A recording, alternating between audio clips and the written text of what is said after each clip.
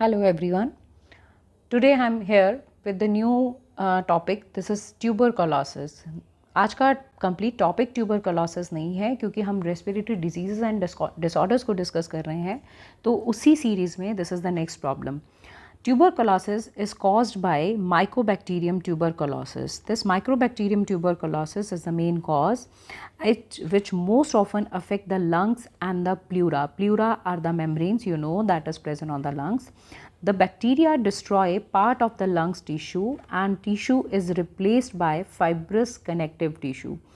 अब यहाँ पर अगर हम ट्यूबरकुलोसिस में डिटेल समझें थोड़ा सा, तो हम ये कहेंगे कि बैक्टीरिया एक बार, please see the diagram, bacteria जो है, जब बैक्टीरिया का ट्यूबरकुलोसिस मतलब माइकोबैक्टीरियम ट्यूबरकुलाई, जब ये माइक्रोबैक्टीरियम ट्यूबरकुलोसिस जब ये बैक्टीरिया लंग्स के अंदर एंटर करता है, they multiply and they cause inflammation which stimulate the other cells WBC में से neutrophils and macrophages to migrate the area and engulf these bacteria to prevent their spread. अब immune system जो है इस तरह से रिएक्ट तो करेगा, तो tuberculosis bacteria those are ingested by macrophage but survive inside them. Inflammatory responses जो हैं उनकी वजह से इम्यून सेल्स जो हैं वो उस एरिया पे आएंगे. This is the process of diapedesis, मतलब कि ब्लड वेसल से निकलकर सेल्स जो हैं वो अफेक्टेड एरिया में आएंगी. अब इम्यून सेल्स इनको बैक्टीरिया को एनसर्कल कर लेंगी और इस स्ट्रक्चर को हम कहेंगे दिस इज़ ट्यूबरकल. अब ट्यूबरकल जो है लेटर स्टेज में रप्चर हो जाएगा, bacteria spread to the other parts of the lungs and other organs.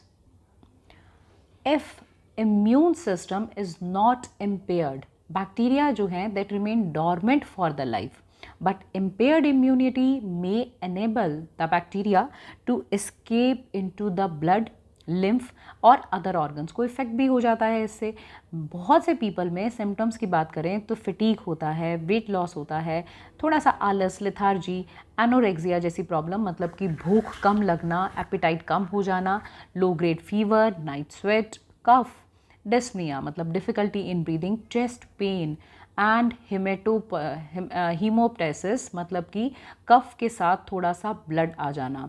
और अगर हम हीमोप्टाइसिस की बात करें, मैंने यहाँ पर सारे फीचर्स मेंशन भी किए हैं, कफिंग ऑफ ब्लड, तो मतलब अगर ये जो है ये लास्ट फीचर है, ये एक्सट्रीम केसेस में ही होता है. HIV पेशेंट्स जो हैं they are prone for the tuberculosis because we know that AIDS patient जो those who are HIV positive, ऐसे लोगों का इम्यून सिस्टम ऑलरेडी डेफिशिएंट हो चुका होता है.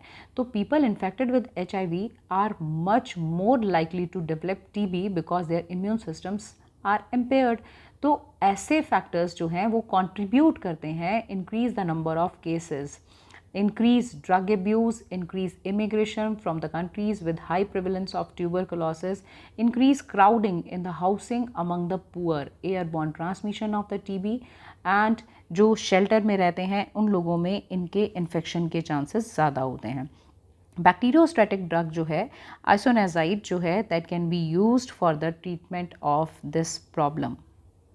But in the case of AIDS patient, the treatment is rather difficult than others.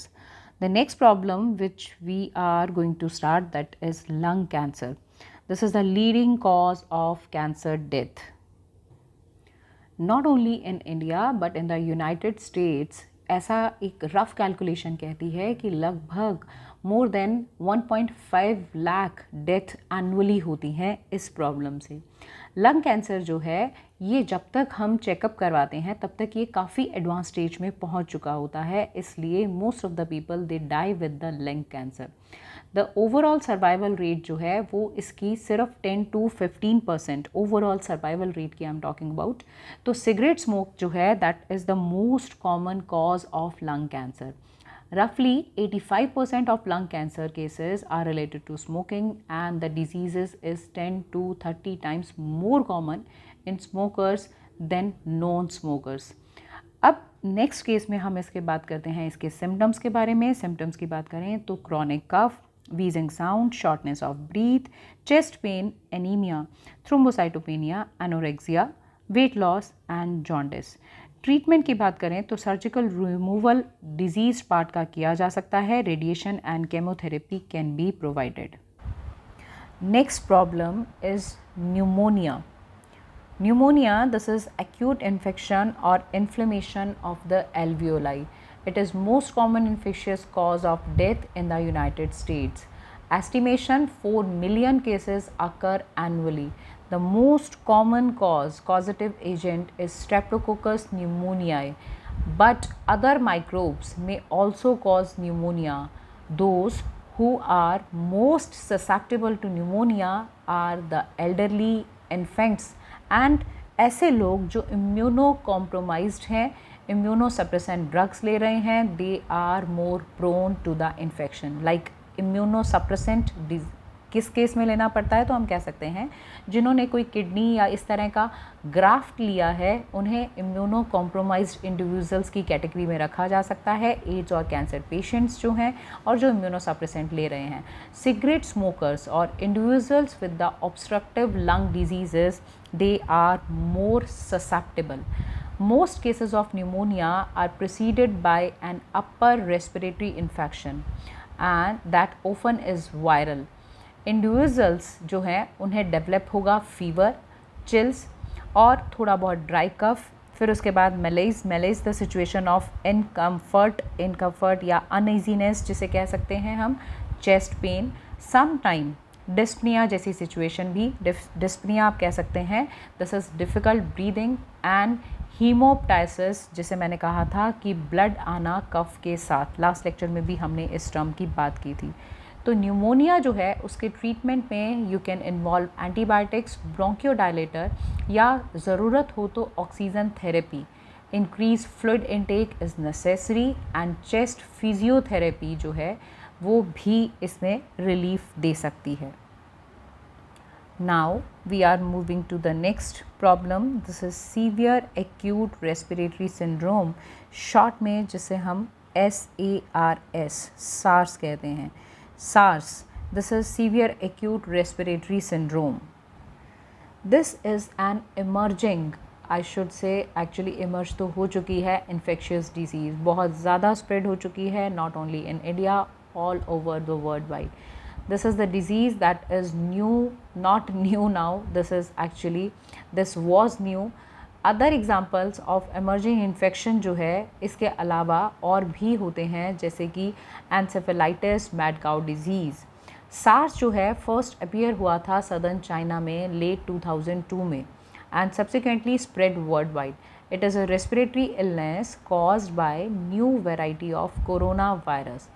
SARS के अगर सिम्टम्स की बात करें तो उसमें होता है फीवर, मेलेज जो मैंने अभी आपको बताया है, मसल एक, नॉन प्रोडक्टिव मतलब कि हम कह सकते हैं ड्राई कफ इसके फीचर्स हैं, इसके सिम्टम्स हैं, difficulty in breathing, chill, headache, diarrhoea.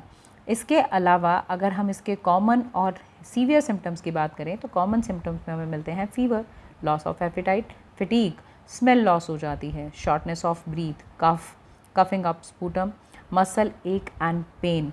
लेकिन अगर सीवियर डिजीज़ के सिम्टम्स की बात करें तो डिफ़िकल्टी वॉकिंग में भी क्योंकि मसल में पेन होता है, ब्रेन में डिफ़िकल्टी मतलब ब्रेन के अंदर इन्फेक्शन की वजह से कन्फ्यूज़न जैसी सिचुएशन भी हो सकती है, bluish face because cyanosis, body के अंदर ऑक्सीजन डिफिशिएंसी हो जाएगी तो cyanosis, coughing up blood, persistent chest pain, decreased WBC, body के अंदर इम्यून सिस्टम वीक हो जाता है, kidney fail and high fever. So these are the symptoms of SARS. SARS जो है उसे ट्रीट किया जा सकता है, ऐसा नहीं है कि इसका ट्रीटमेंट नहीं है. SARS is a treatable disease but अगर इन्फेक्शन बहुत ज़्यादा स्प्रेड नहीं हुआ है तो it can be easily treatable. But अगर इन्फेक्शन ज़्यादा हो गया है, वायरस लॉट ज़्यादा है बॉडी में तो 10 to 20% पेशेंट जो हैं उन्हें मैकेनिकल वेंटिलेशन की ज़रूरत भी पड़ती है. बट फ्यू केसेस में डेथ में रिजल्ट. डिजीज़ जो है, this disease is primarily spread through the person to person contact. There is no actually effective treatment for the SARS and the death rate is 5 to 10%, usually among the elderly and in the person with other medical problems, they are prone to death. So इन सभी diseases के बाद next कुछ बहुत important diseases है which we will discuss in the next classes. Thank you everyone for watching.